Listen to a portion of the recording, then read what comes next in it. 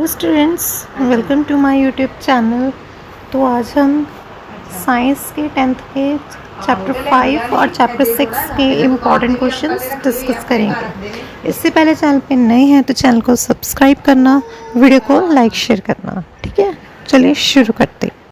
तो चलिए देखते हैं यहाँ से कौन कौन से क्वेश्चन इम्पॉर्टेंट हैं। तो फर्स्ट यहाँ इस पेज से मैं बात करूँ तो आपको मोस्ट इम्पॉर्टेंट क्वेश्चन यहाँ से कुछ चारों ही करना है। ठीक, यहाँ से कोई भी क्वेश्चन आपको आ सकता है। उसके बाद एक्स्ट्रा में यहाँ से न्यूट्रिशन की डेफिनेशन, और यहाँ से आगे चले तो open and closed stomata function diagram. ठीक है, इसको मत स्किप करना। ये इम्पॉर्टेंट चाहे आपका फाइनल एग्ज़ाम है या प्री बोर्ड या फिर आपके जो सितंबर एग्ज़ाम्स हैं, सभी के लिए हेल्पफुल। कई बार ये आ जाता है कि इसमें इस एक्टिविटी में यहाँ पे क्या रखा गया था, पोटेशियम हाइड्रोक्साइड। ठीक है, और विदाउट पोटेशियम हाइड्रोक्साइड। ठीक है, यहाँ से आगे चलें तो ये डायग्राम थोड़ा सा देख लेना न्यूट्रिशन इन अमीबा का। उसके बाद human digestive system labelling diagram. ठीक है, ये कई बार इससे तो इतनी बार आता नहीं है, बट फिर भी आप इसको भी कर लेना। उसके बाद इस इम्पॉर्टेंट क्वेश्चंस की बात करें तो most important question number 3 important है। उसके बाद मोस्ट इम्पॉर्टेंट क्वेश्चन नंबर 1 और क्वेश्चन नंबर 3 मोस्ट इम्पॉर्टेंट। यहाँ से आपको 4 और 5 भी करना है। ठीक है, फर्स्ट, थर्ड, फोर्थ, फिफ्थ। और उसके बाद ये डायग्राम कई बार आ जाता है। उसके बाद ये वाला जो आपका फ्लो चार्ट है, ये इससे रिलेटेड एमसीक्यू भी आपके दिए हुए हैं। एमसीक्यू आपको आ सकता है कि जो ग्लूकोज है वो साइटोप्लाज्म की प्रेजेंस में वो क्या बन जाता है आपका पायरूवेट। ठीक है, उसमें 3 कार्बन की मॉलिक्यूल है। और यहाँ से एटीपी की फुल फॉर्म और थोड़ा सा फंक्शन भी पढ़ लेना। नेक्स्ट इम्पॉर्टेंट, यहाँ से रेस्पिरेटरी सिस्टम के आपको लेबलिंग आनी चाहिए। ठीक है, उसके बाद यहाँ से इम्पॉर्टेंट क्वेश्चन नंबर 3 और क्वेश्चन नंबर 2। ठीक है, सेकंड और थर्ड। उसके बाद हार्ट कई बार आ जाता है। हार्ट की डायग्राम आपको आनी चाहिए, थोड़ा फंक्शन भी आना चाहिए। यहाँ से जो डायग्राम्स हैं वो भी मैं बता रहा हूँ कि वो कौन कौन से इम्पॉर्टेंट हैं, तो आपके लिए वीडियो हेल्पफुल होगी काफ़ी। उसके बाद यहाँ से important how is food transported in plants, how are water and minerals transported in plant. ठीक है, कई बार ये फर्स्ट आ जाते हैं।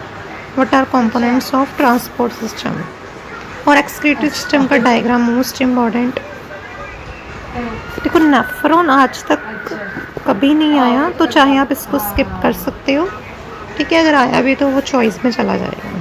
ठीक है, अगर आया भी तो चॉइस में चला जाएगा, क्योंकि आपको 2 मार्क में भी चॉइस आनी, 3 मार्क्स में भी, और 5 मार्क्स में तो इंटरनल चॉइस आनी। बाकी यहाँ से सेकंड क्वेश्चन कर लेना। ठीक है, एक्सरसाइज में आपको एमसीक्यू तो सारे करने हैं। ठीक है, एमसीक्यू आपने कोई भी स्किप नहीं करना। और क्वेश्चंस में role of saliva in digestion of food most important. और difference between aerobic and aerobic most important. Double circulation system. ठीक है, ये कर लेना। और 7th क्वेश्चन। ठीक है, अब हम चलते हैं चैप्टर नंबर 6 पे। अब है चैप्टर नंबर 6। चैप्टर नंबर 6 में स्टार्टिंग में यहाँ से का मोस्ट इम्पॉर्टेंट न्यूरॉन का डायग्राम फंक्शन अच्छे से आपको आना चाहिए। 9th में भी आपने किया है। ठीक है, तो इसको तो मत छोड़ना।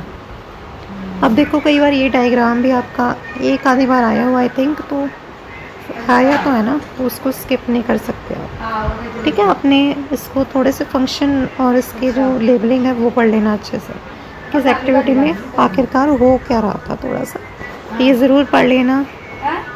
और यहाँ से ब्रेन के पार्ट्स।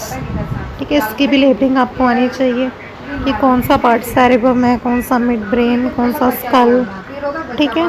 उसके बाद यहाँ से most important first reflex action और वॉकिंग में difference, synapse between two neurons में क्या होता है, और ये क्वेश्चन भी कई बार आ जाता है कि इसको मैंने कई सैम्पल पेपर्स में देखा है कि which part of the brain maintains posture and equilibrium of the body.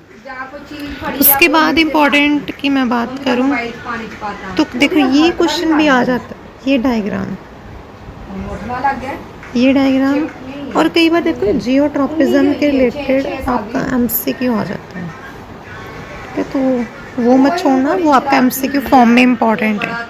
इसके बाद मैं यहाँ से बात करूँ, यहाँ पे ना आपको यहाँ पे आपको थोड़े से नेम्स दिए हुए हैं, एनिमल हार्मोन्स, प्लांट हार्मोन्स, उनके तो नाम आपको अच्छे से आने चाहिए। ठीक है, ये आपको पता होनी चाहिए। मैंने ये भी कई बार पेपर में देखे हैं या पढ़ाते हुए कई बार ये पेपर में आ जाता है। ठीक है, उसके बाद what are plant hormones, example of hormone that promotes growth. यहाँ से काम 5 के 5 क्वेश्चन कर लो। ठीक है, इजी है, इसमें से कोई खास डिफ़िकल्ट तो है नहीं।